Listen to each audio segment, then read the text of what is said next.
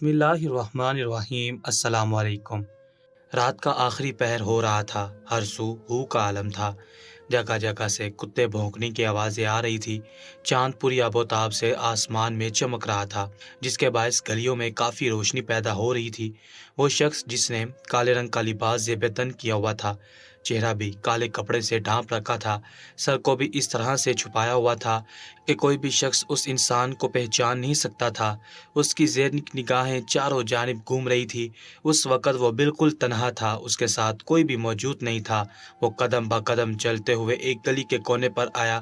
مڑ کر اس نے پوری گلی کا طائرانہ جائزہ لیا تو وہ گلی بالکل سنسان تھی۔ کسی بھی گھر میں کوئی بھی حرکت اس کو ایسی نظر نہیں آئی تھی جو مشکوک ثابت ہوتی، جس کے باعث وہ کل کوئی حکم جاری کرتا۔ لیکن اچانک ہی اس کے ناک کی نتنوں سے گوشت کی بو ٹکرائی تھی۔ اس کو بے حد حیرانی ہوئی تھی۔ اس وقت گوشت کی بو کا آنا کافی حیران کن تھا۔ نہ ہی بقرہ عید کے دن تھے، نہ ہی کوئی ایسا تہوار تھا جس میں گوشت کا کوئی کام ہوتا۔ اس نے چاروں جانب اس گلی میں کھڑے ہو کر نگاہ دوڑائی تو اس کو کچھ نظر نہیں آیا تھا۔ اس کو کافی سے زیادہ حیرانی ہو رہی تھی اور وہ چاروں طرف بہت غور سے ڈھونڈ رہا تھا۔ اچانک ہی اس کے دماغ میں ایک خیال آیا، کیوں نہ اس دوسری گلی میں دیکھا جائے کہ آخر کیا ماجرا ہے اور گوشت کی بو کیوں آ رہی ہے۔ وہ یہی سوچ کر اس گلی میں داخل ہو گیا، لیکن سامنے کا منظر دیکھ کر اس کی آنکھیں پھٹی کی پھٹی رہ گئی تھی۔ اس نے خواب و خیال میں بھی نہیں سوچا تھا کہ جو وہ دیکھ رہا ہے وہ حقیقت پر مبنی ہے۔ پہلے تو اس کے دماغ میں یہ خیال آیا تھا کہ شاید اسے وہم ہو رہا ہے، لیکن سامنے گوشت کا لگا ڈھیر اس کی تمام غلط فہمیوں کو دور کر چکا تھا۔ جبکہ وہ کالے لباس والا آدمی ایک اور چیز دیکھ کر بری طرح سے ٹھٹکا تھا۔ اس گوشت کے ڈھیر پر ایک بہت ہی خوبصورت لڑکی، جس کے بال آبشار کی مانند کمر پر پھیلے ہوئے تھے۔ اس کی زلفیں اتنی گھنی تھیں کہ ایک پل کو وہ کالے لباس والا آدمی بھی اس کے خوبصورت بال دیکھ مبہوت رہ گیا تھا۔ اس کی دودھیا رنگت اندھیری رات میں چمک رہی تھی، جبکہ اس کے چہرے پر موجود نئے نقش اس لڑکی کے حسن میں اضافے کا باعث بن رہے تھے۔ وہ لڑکی جو بھی تھی بلا کی حسین تھی، آنکھیں جھیل جیسی جبکہ گردن ہرن جیسی تھی، لیکن وہ لڑکی گھٹی گھٹی آواز میں رو رہی تھی۔ اس کے آنسو بے اختیار ہو کر اس گوشت کے ڈھیر پر گر رہے تھے۔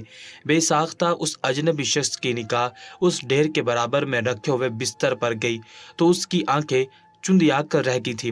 برابر میں ہی ایک اور آدمی نیند کی آگوش میں تھا۔ اسے کوئی فرق نہیں پڑ رہا تھا کہ وہ گلی میں سو رہا ہے۔ اگر کوئی کتا اس آدمی کو چیر پھاڑ دیتا تب بھی کوئی فرق نہیں پڑتا اور وہ اپنی جان بھی بچا نہیں پاتا۔ اس اجنبی شخص نے اپنے قدم ان دونوں مرد اور عورت کی جانب بڑھائے تھے۔ ان کا ایک ایک قدم من کا بھاری ہو رہا تھا۔ ان کا دل عجیب سی خیالات کا شکار تھا۔ انہیں اس عورت کے قریب جانا بہت ہی زیادہ عجیب محسوس ہو رہا تھا۔ گوشت کی بڑھتی ہوئی بو ان کے اعصاب جھنجھوڑنے کے لیے کافی تھی۔ وہ اجنبی آدمی ان دونوں مرد اور عورت کے بالکل پاس پہنچ گیا تھا۔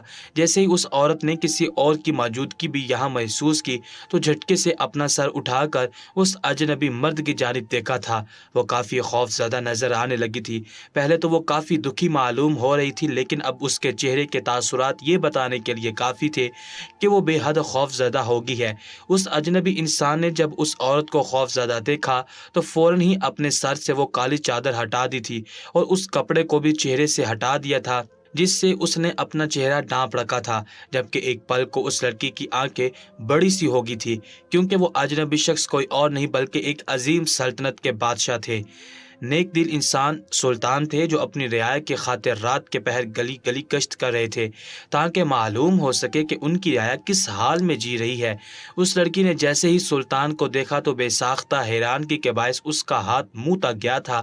وہ اپنے منہ سے کوئی الفاظ نکالتی اس سے پہلے ہی سلطان نے اسے خاموش رہنے کا اشارہ کیا تھا اور فوراً ہی اپنا چہرہ ڈھانپ لیا تھا۔ انہوں نے اس عورت سے سرگوشی زدہ آواز میں پوچھا، تم ایسے یہاں کیوں بیٹھی ہو؟ یہ سب کچھ کیا ہو رہا ہے؟ وہ لڑکی سلطان کے مہربان لہجے پر ٹوٹ کر بکھری تھی۔ وہ اتنی زور سے روئی تھی کہ برابر میں سویا ہوا مرد ہڑبڑا کر اٹھا تھا اور اس کو روتا دیکھ بے ساختہ اس کے لمبے بالوں کو اپنی آہنی گرفت میں تھام کر جھنجھوڑ کر رکھ دیا تھا۔ وہ ابھی اپنے منہ سے غلاظت بھرے الفاظ نکالتا اس سے پہلے سلطان نے اپنی موجودگی کا احساس اسے دلوا دیا تھا، جبکہ وہ آدمی ایک دم ہی گڑبڑا کر سلطان کے جانب متوجہ ہوا تھا۔ سلطان نے غصے کے عالم میں اس سے پوچھا، یہ سب کیا تماشا ہے؟ تم گلی میں اس तरह से नहीं सो सकते, और तुमने अपनी ज़ौजा को इस तरह से गोश्त के ढेर पर क्यों बैठाया हुआ है?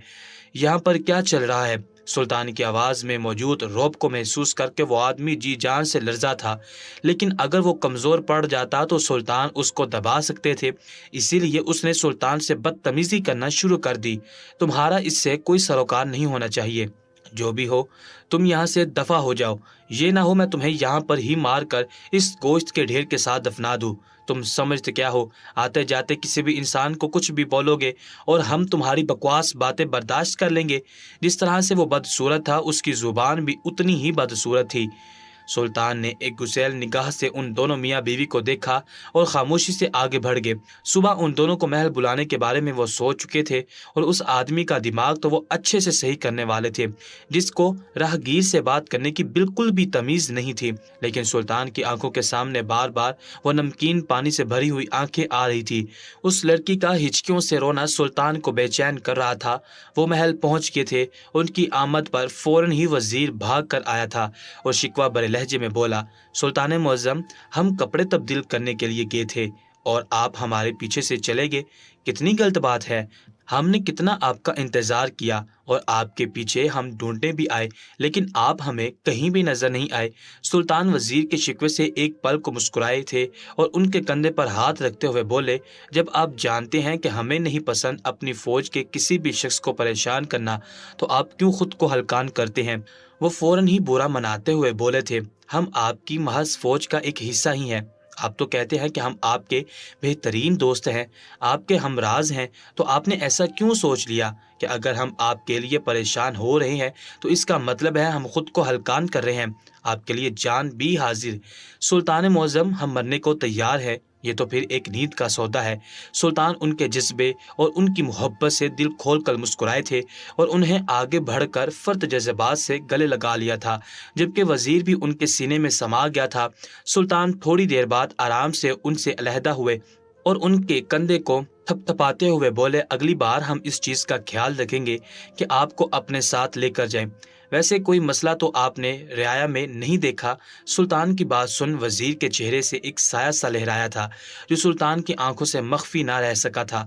सुल्तान ने एक बार फिर उनके कंधे पर हाथ रखा और परेशानी से बोले, सब खैरियत तो है? आप इतना परेशान क्यों नजर आ रहे हैं? वजीर ने एक नज़र सुल्तान को देखा और सर झुकाते हुए बोला, सुल्तान मुअज्जम, फिलहाल के लिए आप आराम करें। मैं आपसे सुबह मुलाकात करके आपको एक बात बताना चाहता हूँ। मुझे लगता है कि ये आपके इल्म में हर हाल में होना चाहिए। सुल्तान ने सुना तो दोबारा जोर देते हुए बोले, जो भी बात है आप हमें अभी बता सकते हैं। हम अभी सोने नहीं जा रहे। अभी हमारा इरादा हुजरे में जाकर इबादत करने का है, क्योंकि थोड़ी देर बाद फजर होने वाली है। आप तो जानते हैं हम फजर की नमाज वक़्त पर पढ़ने के आदी हैं। उसके बाद ही हम अपने ख्वाबगाह की जानिब गामजन होंगे। वजीर एक बार फिर सर नफ़ी में हिलाते हुए कहने लगा, नहीं सुल्तान मुअज्जम, मैं नहीं चाहता कि आप परेशान हो। फिलहाल के लिए आप अपनी इबादत सुकून से करें, उसके बाद नींद पूरी करें। इंशाल्लाह मैं आपसे सुबह मुलाकात करके तमाम तर हालात से आगाह करूंगा। जबकि सुल्तान ने भी यही अल्फाज दोहराए थे कि वो भी एक बहुत बड़ा मसला रियाया में देख कर आए हैं, जिसके बारे में वो सुबह बात करेंगे। वो दोनों ही अपने अपने हुजरे की जानिब चल पड़े थे। हुजरे में दाखिल होकर सुल्तान ने अपने सर से वो काली चादर हटाई। उसके बाद चेहरे पर से वो काला कपड़ा हटाया जिससे उन्होंने अपने चेहरे को ढांप रखा था। उसके बाद उन्होंने अपनी पोशाक तब्दील करके एक सादा लिबास ज़ेबे तन किया था और अल्लाह ताला की बारगाह में सजदा रेज हो गए थे। थोड़ी देर बाद ही हुजरे में उनकी सिसकियां गूंज रही थी। वो अल्लाह ताला से रो रो कर अपने ना करदा गुनाहों की माफ़ी मांग रहे थे। वो ऐसे ही थे, अपने रब के हुजूर सजदा रेज ही रहते थे। अगर उन्हें महसूस होता था कि उन्होंने किसी के साथ गलत कर दिया है या फिर उनके साथ कुछ गलत होने वाला है, तो वो अपने अल्लाह के सामने ऐसे ही रो रो कर दुआएं मांगते थे और अल्लाह ताला उन्हें माफ़ फरमा कर उन्हें वो सब अता कर देते थे जो वो अपनी ज़िंदगी में चाहते थे। हमारा रब हमारे आंसुओं से ही तो प्यार करता है। जो शख्स अल्लाह की दरबार में तकलीफ़ के 2 आंसू गिरा देता है, उसकी ज़िंदगी सफल हो जाती है। काफ़ी देर तक वो अल्लाह ताला की इबादत में मशगूल रहे। फजर की अजान होते ही उन्होंने वहाँ पर बहुत ही तहम्मुल से नमाज अदा की और उसके बाद ख्वाबगाह की राह ली थी। वहाँ पर उनकी ज़ौजा नीम दराज थी। कमरे में हल्की ठंडक फैली हुई थी। सुल्तान ने एक गहरी सांस हवा की सपुर्द की और बिस्तर पर लेट कर जल्द ही नींद की वादियों में खो गए। अगली सुबह उनके لیے کافی روشن ثابت ہوئی تھی۔ سورج طلوع آفتاب ہوتے ہی سلطان کی آنکھیں بیدار ہو گئی تھی اور وہ اپنی خوابگاہ سے نکل کر سیدھا غسل خانے گئے تھے۔ وہاں جا کر انہوں نے غسل کیا، اس کے بعد شاہی پوشاک زیب تن کر کے غسل خانے سے باہر آ گئے تھے۔ ان کا ارادہ اب ناشتہ تناول کرنے کا تھا، اس لیے انہوں نے کھانا کھانے والے کمرے کی راہ لی تھی۔ وہاں پہنچتے ہی انہیں حیرت کا شدید جھٹکا لگا تھا، چونکہ ان کا پورا خاندان ہی دسترخوان پر آج موجود تھا، ورنہ کچھ دیر سے ناشتہ کرتے تھے تو کچھ بہت جلدی کر لیا کرتے تھے اور کچھ تو ناشتہ کرنا ضروری ہی نہیں سمجھتے تھے۔ سلطان کو دیکھ تمام خاندان کے لوگ کھڑے ہو گئے تھے۔ سب نے انہیں ادب سے سلام کیا، جس کا جواب انہوں نے خوشگوار انداز میں دیا تھا اور سربراہی جگہ پر بیٹھ کے تھے۔ ان کے بیٹھتے ہی کھانا تناول کیا جانا شروع ہو چکا تھا۔ ان کا وزیر بھی ان کے پاس ہی موجود تھا۔ ناشتہ تناول کر لینے کے بعد سلطان دربار کی جانب چلے گئے تھے۔ آج دربار اپنی پوری شان سے لگا ہوا تھا۔ ایک قطار میں تمام مشیر بیٹھے ہوئے تھے، جبکہ سامنے والی قطار میں ان کے خاص درباری موجود تھے اور اس کے پیچھے ہی ان کے کچھ عالم دین تھے جو ہر مسئلے کو اسلام کے اصول کے مطابق ڈھال دیا کرتے تھے۔ ان کی نشست کے بالکل برابر میں ہی ان کا خاص وزیر ادب سے ہاتھ باندھ کر کھڑا ہوا تھا۔ دو درباری ہاتھ میں ہوا دینے والے پنکھے لیے کھڑے تھے، جبکہ سلطان کے تخت کے نیچے قاضی کا تخت بھی موجود تھا۔ وہ قدم با قدم چلتے ہوئے دربار میں داخل ہوئے تو سبھی ان کے ادب میں کھڑے ہو گئے تھے۔ تمام سمت سے انہیں سلام کی آوازیں آ رہی تھی، جس کا جواب وہ سر کی ہلکی جنبش سے دیتے ہوئے اپنی نشست پر براجمان ہو گئے تھے۔ اپنی نشست پر بیٹھ جانے کے بعد انہوں نے بلند آواز میں سب کے سلام کا جواب دیا اور پورے دربار پر ایک تائرانہ نگاہ ڈالی۔ تھوڑی بات چیت کے بعد سلطان نے فوراً ہی دربار کا آغاز کر دیا تھا۔ رعایا ایک ایک کر کے دربار میں آتی جا رہی تھی اور سلطان کے سامنے اپنی عرضی پیش کر رہی تھی۔ بہت ہی ایسے مسائل بھی آج سلطان کی عدالت میں پیش ہوئے تھے جس کو سن کر سلطان حیران رہ گئے تھے کہ ایسے چھوٹے چھوٹے مسائل وہ کیوں حل کریں، لیکن انہوں نے کسی کو بھی مایوس نہیں لوٹایا تھا۔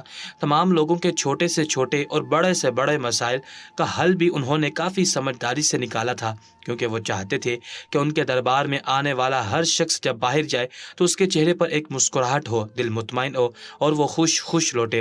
وہ کبھی ایسا کوئی کام نہیں کرتے تھے جس سے مظلوم لوگ اداس ہو جائے، چہرے پر پریشانی آ جائے اور وہ خود کو بہت ہی کمتر محسوس کرے، بلکہ وہ ہر ایک انسان کو ایسا محسوس کرواتے تھے کہ وہ اپنے آپ میں ہی بہت اہم ترین شخصیت کا حامل ہے۔ تھوڑی دیر بعد سلطان نے اپنے وزیر کو قریب آنے کا اشارہ کیا تھا۔ وزیر فوراً ہی ان کی خدمت میں جھک گیا تھا۔ انہوں نے وزیر سے ناشتے کا وقت بتاتے ہوئے ان دونوں افراد کے بارے میں پوچھا تھا جس کو عدالت میں آج پیش کرنے کا حکم تھا۔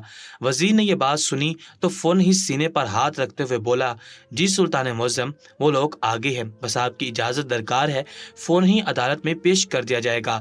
سلطان نے سر کو ہلکی جنبش دی، جس کا صاف مطلب تھا کہ وہ ان دونوں کو دربار میں چاہتے ہیں۔ وزیر نے دور کھڑے سپاہی کو پاس آنے کا اشارہ کیا تھا۔ وہ سپاہی بھاگ کر وزیر کے پاس آیا تھا۔ اس نے فوراً ہی اس کے کان میں ان دونوں مرد اور عورت کو دربار میں حاضر ہونے کا حکم دیا تھا، جبکہ ایک درباری نے بلند آواز میں پکار کر دونوں کو دربار میں پیش کر دیا تھا۔ ان لوگوں کے چہرے سے ہی معلوم ہو رہا تھا وہ کافی پریشان ہے۔ اس لڑکی کے چہرے پر موجود پریشانی تو سلطان پھر بھی سمجھ رہے تھے، لیکن اس آدمی کے چہرے پر ڈر سلطان کے سمجھ سے بالا تر تھا۔ وہ اتنا تو سمجھ گئے تھے کہ دال میں کچھ تو کالا ہے جو ان سے اور ان کی رعایا سے چھپا ہوا ہے، لیکن آج وہ ان تمام رازوں کو منظر عام پر لانا چاہتے تھے جو اس آدمی کی وجہ سے چھپے ہوئے تھے۔ آخر وہ آدمی ایسا کیوں کرتا تھا؟ آخر وہ عورت گوشت کے ڈھیر پر بیٹھ کر کیوں رو رہی تھی؟ آخر وہ دونوں اس کام کے لیے رات کا وقت ہی کیوں منتخب کرتے تھے؟ ایسے بہت سے سوالات سلطان کے دماغ میں گردش کر رہے تھے جن کو وہ ان دونوں میاں بیوی سے پوچھنا چاہتے تھے۔ سلطان تو یہ بھی نہیں جانتے تھے کہ ان دونوں کا آپسی رشتہ کیا ہے، اور اس بارے میں بھی سلطان ابھی ان سے پوچھنے والے تھے۔ وہ دونوں ادب سے سر جھکا کر سلطان کی خدمت میں حاضر ہو چکے تھے۔ اس عورت نے سلطان کو ایک نگاہ دیکھا تو سلطان نے اس عورت کی جانب ایک مسکراہٹ اچھالی تھی، جس کو دیکھ وہ عورت قدرے مطمئن نظر آنے لگی تھی، جبکہ سلطان کی جانب جیسے ہی اس آدمی نے دیکھا تو سلطان نے اپنے چہرے کے تاثرات کو فوراً ہی تبدیل کر لیا تھا۔ وہ اس آدمی کی جانب دیکھتے ہوئے بولے، اے آدمی، تمہارا نام کیا ہے؟ ان کی گمگیر آواز جیسے ہی دربار میں گونجی تو تمام مشیر، عالم دین اور درباری، سپاہی، وزیر سب ہی سلطان کے جانب متوجہ ہو چکے تھے۔ وہ آدمی گھبراتے ہوئے بولا، سلطان معظم، میرا نام ذوالفقار احمد ہے۔ مجھے سمجھ نہیں آ رہا مجھ سے ایسی کون سی خطا سرزش ہوگی ہے جس کے باعث آپ نے مجھے اور میری زوجہ کو یہاں پر طلب کیا ہے۔ اگر سلطان معظم بھول چک سے کوئی غلطی ہوگی ہے تو خدا کے لیے ہمیں معاف کر دیں۔ ہم غریب لوگ ہیں، عزت دار گھرانے سے تعلق رکھتے ہیں۔ اگر معاشرے میں یہ بات پھیل گئی کہ آپ نے ہمیں دربار میں طلب کیا ہے تو ہماری بہت بدنامی ہوگی۔ اس آدمی کے لہجے میں موجود ڈر، عزت کی ناکامی کا خوف صاف جھلک رہا تھا۔ سلطان اس کو باغور دیکھ رہے تھے۔ اس کے ہاتھ سلطان کے سامنے جڑے ہوئے تھے، جبکہ اس کی زوجہ سر پر سفید چادر پہنے سر جھکائے کھڑی ہوئی تھی۔ دربار میں صرف اس آدمی کی آواز گونج رہی تھی۔ سلطان نے ایک پل کو سوچا کہ وہ اس معاملے کی تحقیقات اکیلے میں کریں، لیکن پھر سر کو جھٹکا دیا تھا۔ تو پھر ہمیں یہ بتاؤ کہ تم اپنی زوجہ کو رات کے پہر گوشت کے ڈھیر پر کیوں بٹھاتے ہو؟ کیوں اسے ذہنی پریشان کرتے ہو؟ کیوں اس کو اس طرح تکلیف دیتے ہو کہ وہ خود کے لیے موت مانگے؟ آخر تمہاری جرت کیسے ہوئی ہماری رعایا کی بہن بیٹی کی تکلیف کا باعث بننے کی؟ ان کی آواز اتنی روبدار تھی کہ وہ آدمی جی جان سے لرزا تھا، جبکہ وہ لڑکی پریشانی کے عالم میں انگلیاں مروڑ رہی تھی۔ وہ آدمی سلطان کی جانب دیکھتے ہوئے محبت بھرے لہجے میں بولا، سلطان معظم، یہ ہمارا آپسی مسئلہ ہے، میں یہاں پر اس مسئلے کو بحث نہیں کرنا چاہتا۔ اس آدمی کے لہجے میں موجود شرمندگی سلطان کی سمجھ سے بالا تر تھی۔ اگر وہ یہ کام کر رہا تھا تو وہ اس بات کو ڈنکے کی چوٹ پر بھی بتا سکتا تھا، لیکن اس کا گھبرانا سلطان کی سمجھ سے باہر تھا۔ وہ آدمی کسی بھی طور پر سلطان کو بتانے کا روادار نہیں تھا۔ سلطان نے اس عورت کی جانب دیکھا اور اس کو مخاطب کیا، اے بھلی عورت، یہ آدمی تمہارے ساتھ ایسا کیوں کرتا ہے؟ بولو، آخر تم نے اس کا کیا بگاڑا ہے؟ کیا یہ تمہیں کسی سزا کے طور پر ایسے رکھتا ہے یا پھر کوئی اور مسئلہ ہے؟ اس عورت نے گھبرائی ہوئی نگاہ سے اپنے شوہر کو دیکھا اور ایک بار پھر سلطان کی جانب دیکھ کر سر جھکا لیا۔ سلطان سمجھ گئے تھے کہ وہ اپنے شوہر سے خوف کھا رہی ہے، اس لیے سلطان اس کو ہلکا کرتے ہوئے بولے، آپ کو پریشان ہونے کی قطعاً ضرورت نہیں ہے۔ جو بھی مسئلہ آپ کے ساتھ ہے وہ ہمیں بتائیں، اور اپنے شوہر سے ڈرنے کی آپ کو کوئی ضرورت نہیں ہے۔ آپ ہماری دسترس میں ہیں، آپ کو یہ آدمی ہاتھ بھی نہیں لگا سکتا، اور اگر یہ ایسا کچھ بھی کرنے کی کوشش کرے گا تو ہم اس کو کڑی سے کڑی سزا دینے کے مستحق ہیں۔ وہ لڑکی سلطان کی جانب دیکھتے ہوئے بولی، سلطان معظم، گھر جا کر میرے شوہر مجھے بہت ماریں گے اگر میں نے آپ کو کچھ بھی بتایا، اس لیے میں معافی چاہتی ہوں۔ اس عورت کے لہجے میں موجود ڈر وہاں پر موجود ہر ایک کو محسوس ہو رہا تھا۔ سلطان نے ایک بار پھر اس کو اپنے ہونے کا احساس دلوایا اور اس بات کی ضمانت دی کہ یہ شخص آپ کو گھر جانے کے بعد بھی اف نہیں کرے گا۔ تب جا کر وہ عورت سلطان کو اپنا مسئلہ بتانے کے لیے رضامند ہوئی تھی، لیکن اس کا شوہر پھر بھی اسے خاموش رہنے کی تلقین کر رہا تھا۔ وہ عورت روتے ہوئے کہنے لگی، سلطان معظم، میرا شوہر صرف یہ کام اس لیے کرتا ہے تاکہ میرا حمل نہ ٹھہرے اور میرا بچہ پیدا ہونے سے پہلے ہی میرے پیٹ میں مر جائے۔ میرا شوہر ہر ماہ مجھے حاملہ کر دیتا ہے، اور جب میں بچہ پیدا کرنے کی دہلیز پر آ جاتی ہوں تو میرا شوہر مجھے گوشت کے ڈھیر پر بٹھا دیتا ہے تاکہ میرا بچہ ضائع ہو جائے۔ سلطان معظم، ہماری شادی کو 2 سال ہو گئے ہیں اور 2 سال سے ہی میں یہ تکلیف برداشت کرتی آ رہی ہوں۔ میں نے کئی بار ان کو منع کیا ہے کہ خدا کے لیے میرے ساتھ ایسا ظلم نہ کیا کریں، لیکن وہ میری بات سننے کے روادار ہی نہیں ہے۔ ہر بار میرے ساتھ ایسا ہی کرتے ہیں، جبکہ میں چاہتی ہوں کہ میری اولاد اس دنیا میں آئے، لیکن میرے شوہر اپنی ان حرکات سے باز ہی نہیں آتے۔ جبکہ سلطان نے فوراً ہی اس آدمی کی جانب دیکھا تھا جس کے چہرے کے رنگ اڑ چکے تھے، اس کے ہاتھ پاؤں لرز رہے تھے۔ سلطان غصے سے دھارے، یہ سب کیا تماشا ہے؟ کیا سمجھ رکھا ہے تم نے تم کوئی خدا ہو جو تم ایک آنے والی روح کو مار رہے ہو؟ کیا تم اس بات سے ناواقف ہو کہ یہ بھی قتل میں شمار ہوتا ہے اور ہم قتل کو بالکل بھی معاف نہیں کرتے؟ ان کے لہجے کی گھبراہٹ کو محسوس کر کے وہ آدمی جی جان سے لرزا تھا اور سلطان کی جانب دیکھتے ہوئے بولا، سلطان معظم، میری بیوی جھوٹ بول رہی ہے، میں اسے حاملہ نہیں کرتا، بلکہ اس کے پیٹ میں تو ناجائز بچہ ہے۔ یہ عورت مکار ہے، یہ بدکار عورت ہے، یہ میرے ہوتے ہوئے دوسرے مردوں کے قریب جاتی ہے اور ان کو لذت مہیا کرتی ہے۔ اس نے مجھے کہیں کا نہیں چھوڑا، میں اس کی وجہ سے اپنی ماں باپ سے دور رہ رہا ہوں تاکہ اس کے کرتوت کے بارے میں کسی کو بھی پتہ نہ چلے۔ جتنی معصوم یہ نظر آتی ہے اتنی ہی یہ عورت اندر سے شیطان ہے۔ اس نے میری پوری زندگی تباہ و برباد کر دی ہے، اس لیے میں اس کا حمل ٹھہرنے سے پہلے ہی گرا دیتا ہوں تاکہ کوئی بھی بدنامی میرے سر نہ آئے۔ میں نے پہلے یہ سوچا تھا کہ اس عورت کو طلاق دے کر اپنی زندگی سے ہمیشہ ہمیشہ کے لیے نکال باہر کر دوں گا، اور میں نے ایک بار ایسا کرنے کی کوشش بھی کی تھی، لیکن میری بیوی ایک بڑے باپ کی بیٹی ہے اور اس کے باپ نے مجھے دھمکی دی تھی کہ اگر تم نے میری بیٹی کو طلاق دی تو وہ آپ کے پاس آ کر میری جھوٹی شکایت کر دے گے۔ انہی وجوہات کے باعث میں ڈر گیا تھا اور میں نے یہ قدم اٹھا لیا۔ سلطان نے سنا تو ایک پل کے لیے خاموش ہو گئے، پھر کچھ سوچ کر بولے، اچھا تو تمہیں کیسے معلوم کہ اس کے پیٹ میں ناجائز بچہ ہے؟ آخر تمہارے کہنے کا مطلب کیا ہے؟ اور تم نے ایسا کیوں سوچ لیا کہ ہم جھوٹ پر گھڑی ہوئی کہانیوں پر یقین کر کے لوگوں کو سزائیں دیتے ہیں؟ اگر ہم ایسا کرنے لگے تو ہماری سلطنت شروع ہونے سے پہلے ہی ختم ہو جائے گی، کیونکہ اوپر بیٹھا ہوا ہمارا رب انصاف کو پسند کرتا ہے، اور جو شخص انصاف سے کام نہیں لیتا اسے منہ کے بل گرا دیتا ہے۔ اور تمہارے دماغ میں یہ بات کس نے ڈالی کہ تمہاری بیوی اگر گوشت کے ڈھیر پر بیٹھے گی تو اس کا حمل گر جائے گا؟ وہ آدمی سلطان کے اتنے سوالات کے باعث یک دم ہی گھبرا گیا تھا، وہ سمجھ نہیں پا رہا تھا کہ پہلے کیا جواب دے، اس لیے سلطان نے اس کی مشکل آسان کی تھی اور پہلا سوال اس سے یہی پوچھا تھا کہ تمہیں کیسے معلوم اس عورت کے پیٹ میں ناجائز بچہ ہے؟ پہلے تو وہ آدمی بہت بڑبڑایا، اس کے لہجے سے ہی معلوم ہو رہا تھا کہ وہ یہ بات نہیں بتانا چاہتا، لیکن جب سلطان نے زور دیا اور ساتھ میں یہ دھمکی بھی تھی کہ اگر تم نے سچ نہیں بولا تو تمہیں ایسا کرنے کے جرم میں ہم قید کر سکتے ہیں، تو وہ سر جھکا کر شرمندگی سے چور لہجے میں بولا تھا کہ میں ایک نامرد ہوں، میں اولاد پیدا نہیں کر سکتا۔ جبکہ یہ کہنے کی دیر تھی کہ پورے دربار میں سناٹا چھا گیا تھا۔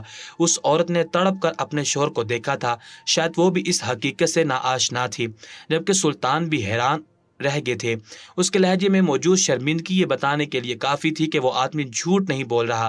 سلطان نے اس بات پر کوئی تاثر نہیں دیا تھا اور فوراً اس بات کو گول مگول کرتے ہوئے دوسرا سوال داغا تھا، اور تمہیں کس نے کہا کہ اگر یہ عورت گوشت کے ڈھیر پر بیٹھے گی تو اس کا حمل گر جائے گا؟ تو وہ آدمی فوراً ہی بولا تھا، میں ایک پیر بابا کو جانتا ہوں، وہ ہمارے جدی پشتی ہیں، ان کے پاس جا کر میں نے اپنا یہ مسئلہ بیان کیا تھا تو انہوں نے مجھے یہی کہا تھا کہ اپنی بیوی کے ساتھ ایسا کیا کرو، تو پھر تمہاری بیوی بچہ پیدا کرنے سے پہلے ہی اپنا بچہ کھو دے گی۔